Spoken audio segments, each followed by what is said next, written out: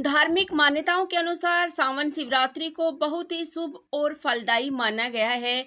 मान्यता है जो भी शिव भक्त सावन शिवरात्रि पर भगवान शिव का जलाभिषेक करते हैं, उनकी सभी तरह की मनोकामनाएं पूरी होती है। आइए जानते हैं सावन शिवरात्रि कब है और सावन शिवरात्रि व्रत कथा। हिंदू पंचांग के अनुसार सावन माह के कृष्ण पक्ष की चतुर्दशी तिथि के दिन सावन शिवरात्रि मनाई जाती है। शिवरात्रि पर शिव भक्त पूरे दिन उपवास रखकर शिव जी की आराधना करते हैं और शिवलिंग पर गंगा जल से जलाभिषेक कर भगवान शिव को प्रसन्न किया जाता है।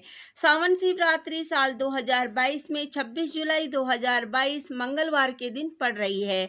सावन माह के कृष्ण पक्ष की चतुर्दशी तिथि शुरू होगी 26 जुलाई 2022 को शाम 6:46 पर और यह तिथि समाप्त होगी 27 जुलाई 2022 की रात 9:11 पर। निशिता काल पूजा का समय रहेगा 27 जुलाई 2022 को रात 12:07 से 12:49 तक और व्रत पारण का समय रहेगा 27 जुलाई 2022 बुधवार की सुबह 5:40 से दिन में 3:51 तक। सावन शिवरात्रि व्रत। सावन माह में शिव भक्त कांवड़ यात्रा पर जाते हैं और गंगा जल लाकर अपने घर के पास शिव मंदिर पर जलाभिषेक करते हैं। इस वर्ष 14 जुलाई 2022 से कांवड़ यात्रा शुरू हो रही है और सावन शिवरात्रि 26 जुलाई के दिन जलाभिषेक होगा। शिवरात्रि के दिन सूर्योदय से पहले उठकर स्नान आदि से निवृत्त हो जाना चाहिए। उसके पश्चात स्वस्थ वस्त्र धारण करने चाहिए और व्रत का संकल्प लेना चाहिए। उसके बाद शिव जी की पूरे विधि विधान से पूजा अर्चना करनी चाहिए। शिव पूजा में इस्तेमाल की जाने वाली सभी तरह की सामग्रियों को भगवान भोलेनाथ को अर्पित करना चाहिए और जलाभिषेक करना चाहिए। उसके बाद अगले दिन व्रत का पारण कर शिव पूजा को संपन्न करना चाहिए। सावन शिवरात्रि व्रत कथा। प्राचीन काल में किसी जंगल में गुरुध्रुव नाम का शिकारी रहता था, जो जंगली जानवरों का शिकार करता था। अपने परिवार का भरण पोषण वह शिकार से किया करता था। एक दिन शिवरात्रि के दिन जब गुरुध्रुव शिकार के लिए निकला, तब संयोगवश पूरे दिन खोजने के बाद भी उसे कोई शिकार नहीं मिला। इस प्रकार दिन भर भूखे प्यासे शिकारी का शिवरात्रि का व्रत हो गया। उसके बच्चे, पत्नी और माता पिता को भूखा रहना पड़ेगा, यह सोचकर वह चिंतित था। सूर्यास्त होने पर वह एक जलाशय के समीप गया और वहां घाट के किनारे पेड़ पर थोड़ा सा पीने के लिए पानी लेकर चढ़ गया। उसे उम्मीद थी कि कोई न कोई जानवर अपनी प्यास बुझाने के लिए जरूर आएगा। जिस पेड़ पर वह बैठा था वह पेड़ बेलपत्र का था और उस पेड़ के नीचे एक शिवलिंग भी था, जो सूखे बेलपत्र से ढका होने के कारण दिखाई नहीं दे रहा था।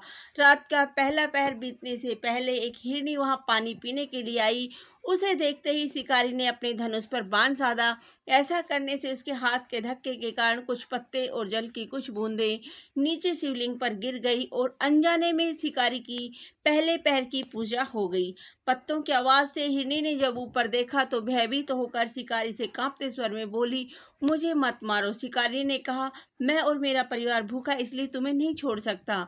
हिरनी भयभीत होकर शिकारी से जीवन दान की याचना करने लगी और बोली, मेरे छोटे छोटे बच्चे हैं और मेरे वापस लौटने का इंतजार कर रहे हैं। मैं उन्हें पहले अपने पति के पास सौंपाऊं, फिर तुम मुझे मार देना। मैं शीघ्र ही लौट आऊंगी। मैं अगर लौट कर ना आऊं तो मुझे वह पाप लगे जो विश्वासघाती को लगता है। हिरनी के विश्वास दिलाने पर शिकारी ने उसे जाने दिया और हिरनी वहां से चली गई। कुछ देर बाद शिकारी ने देखा कि एक मोटा ताजा हिरण जल पीने वहां आया। उसने फिर से अपने धनुष पर बाण साधा और फिर से अनजाने में पेड़ से कुछ जल और बेलपत्र शिवलिंग पर चढ़ गए। इस प्रकार शिकारी की दूसरे पहर की पूजा भी हो गई। धनुष पर बाण चढ़ा देख हिरण ने पूछा, यह तुम क्या कर रहे हो? मैं घर पर अपने बच्चों को छोड़कर आया हूँ। मुझे इतना समय दे दो कि मैं अपने बच्चों को धैर्य देकर शीघ्र लौट आऊं। तुम मुझ पर विश्वास रखो। शिकारी ने हिरण को जाने दिया। हिरण जल पीकर वहां से चला गया। अब दोनों हिरण घर जाकर जब इकट्ठा हुए तो अपना अपना वृत्तांत एक दूसरे को सुनाते हुए बोले, हमें जल्द ही शिकारी के पास लौटना है। अपने बच्चों को धैर्य देकर जब वे चलने को तैयार हुए तो हिरनी बोली, मैं शिकारी के पास जाऊंगी, आप बच्चों का ख्याल रखना। इस पर हिरण बोला, माँ के सिवाय बच्चों को कोई भी नहीं संभाल सकता।